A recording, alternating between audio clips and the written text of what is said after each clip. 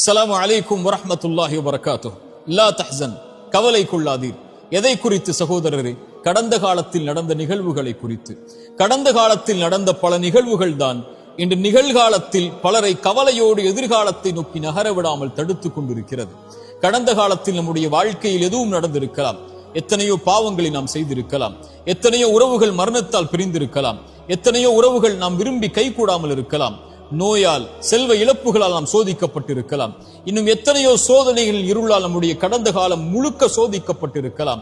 ஆனால் ஒன்றை மனதில் பதிய வைத்துக் கொள்ளுங்கள், கடந்த காலத்தில் நடந்த எந்த நிகழ்வும் எதிர்காலத்தில் நடக்க இருப்பவற்றை பாதித்து விடாது. மீண்டும் சொல்கிறேன், இறைவன் எதிர்காலத்தில் வைத்திருக்கின்ற பொக்கிஷங்களை பெறுவதற்கு கடந்த காலத்தில் நடந்த எதுவும் தடையாக அமைந்து விடாது.